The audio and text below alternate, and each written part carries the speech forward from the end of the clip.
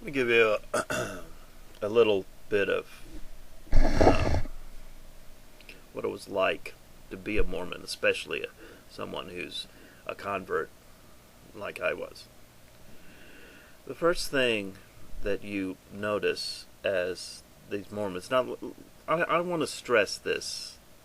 I'm going to try to be as nice as I can be. I can be insulting, so I'm going to try to be nice. First thing I want to point out about Mormons is that they are very nice, decent people generally. I mean, they are as just about as nice as you can come. They are very nice people. I'm trying to be nice. They're not very bright. They are just not very bright. Um, Let me give you a background of Joseph Smith a little bit, so those who don't know anything about him, generally, one of the things that they first tell you in the Mormon Church is do not read any books that are written by people who are anti-Mormon.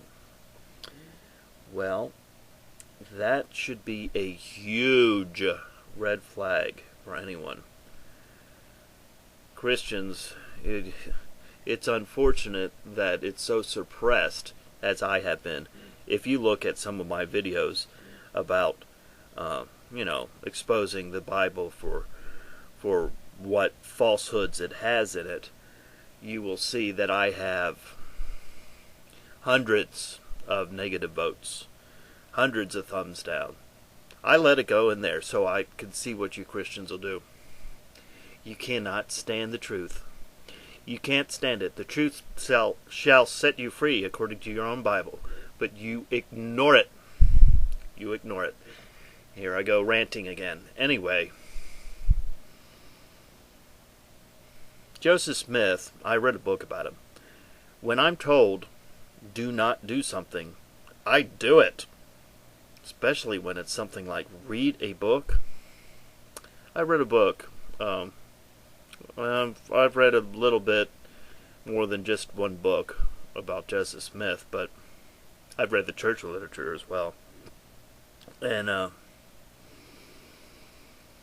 even the church literature admits that Joseph Smith was I don't know what you call it, a diviner of gold. Like these people who go out and say that they can find, water with a stick, whatever that's called. I forget. Anyway, he would get paid to go out into people's yard with a stick like that and try to find gold. He was a charlatan, in other words.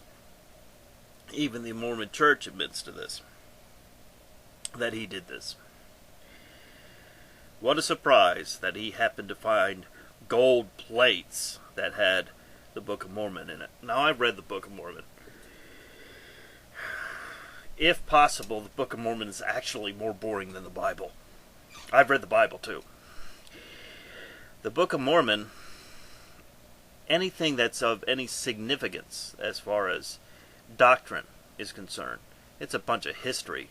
But who cares about history? Folks, the history in the Bible, most of it's probably not true. The history is not important. What's important is the doctrine. What are they telling you? What do you have to do? What is important in this life? That's important. Not who did what and where. Who cares? Anyway, taking aside the history, which is not history at all, Joseph Smith derived this book, the Book of Mormon. Excuse me.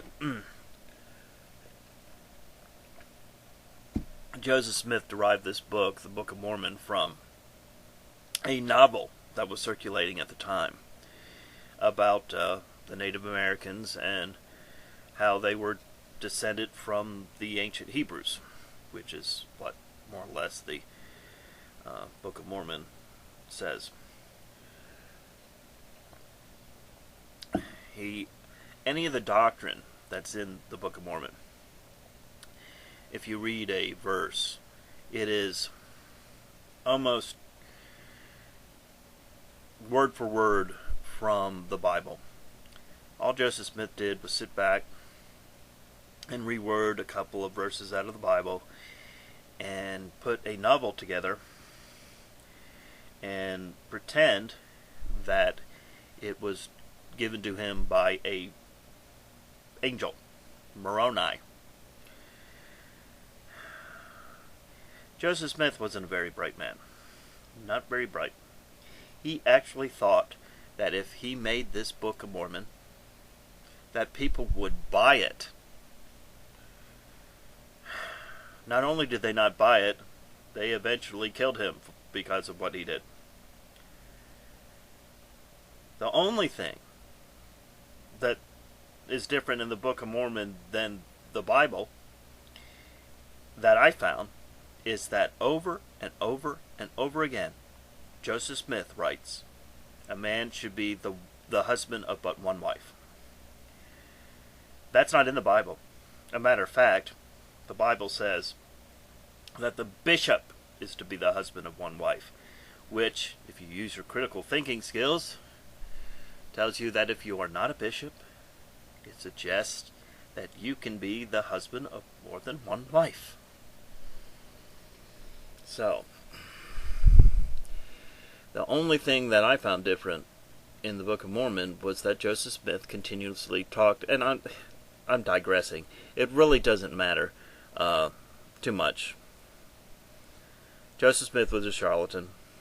The Book of Mormon is a novel that Joseph Smith just transcribed, and the Mormons they don't second guess anything. They just accept whatever they're told. They are sheep. They are complete sheep. It's really sad. I mean, you've got professionals in there, people who are doctors and whatnot, people who should know better. But, when it comes to religion, a lot of times people just put their common sense somewhere else. Now, in 2001, in March, Young and I got married. But before you do that, you have to get your endowments. So we went in there to do that. Now, this was significant because I have found out recently by watching a YouTube video right here that the name that you are given, you're given a new name when you get your endowments. You go through there's a guy in the locker room, the little room next to the locker room, when you get dressed, and you walk through there and he tells you your new name. Well, when you get to a place called the Veil, which is supposed to be like a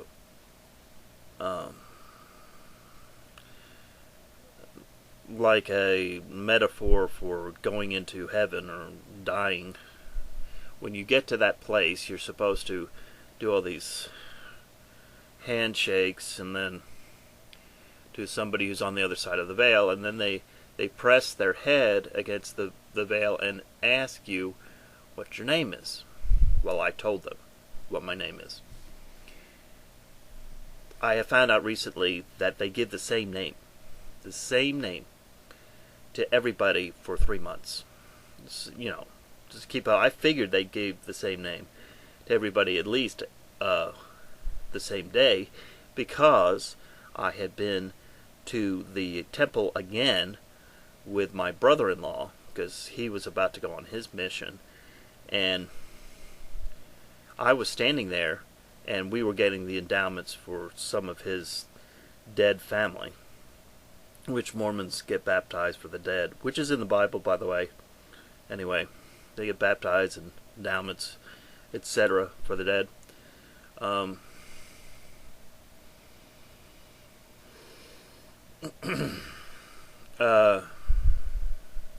anyway, I was standing there. My brother-in-law went through first. Excuse me. Like I said, you've got this little room next to the locker room, and I was standing there, and I didn't want to hear. You're not supposed to hear this. This is a secret name, but I heard it. I don't remember what it was, and then I went in there, and he gave me the same name, and I said, "Whoa, they must give the same name for everybody." For everybody the same day, at least. Well, like I say, I found out recently for 3 months they give the same name. Every woman gets the same name. Every man gets the same name. When I walked up to the veil, and when he asked me my name, I told him. He said, "I'm sorry, excuse me, could you say that again?" And I told him again. And he said, "Hold on." He walked from around the veil and walked over into the little sanctuary area and was talking to the people, other people working there in the temple, and this went on for a good 5-10 minutes. 5 minutes, I'll say. Then he came back. I told him the name again, and he pulled me through. One of the things they did not do is you're supposed to take your thumb, and you're supposed to indicate like you're cutting your neck, like it's this is a Messianic. It's a Messianic tradition here. You're supposed to pretend like you're cutting your neck, like if you reveal anything that went on in the temple, that you will be killed, that you would be like slashing your own neck. Well, I started to do that, because you're supposed to, right before you go through the veil. The guy grabbed my arm and just shook his head. Folks, do you really think that all these things happened to me just by accident? That this is all coincidence? It's irritating. It is irritating to constantly talk to people who are so blind and who do not want to admit that there might be somebody else on this planet who has a special calling, because only they do. Only they do. I'm sorry. I know I'm going to rant on many of these videos. But when you get your gut full, which I have had, you start letting it out over and over again. One side and the other. I get it from atheists and I get it from Christians. You people are blind. Well, we went on about a month later to have the ceremony in the church. It's a very nice ceremony, the wedding ceremony. You're in a, I'll see if I can find a picture. You're in a room that has mirrors on both sides, so it looks like you're like in eternity. And unless, according to the Mormon Church, unless Young does something to nullify our marriage, according to the Mormon Church, not me, according to the Mormon Church, we are married for time and all eternity. Well, anyway, we got married in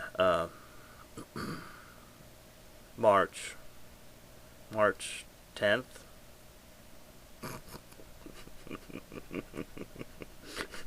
Trying to remember my anniversary. March 10th of 2001.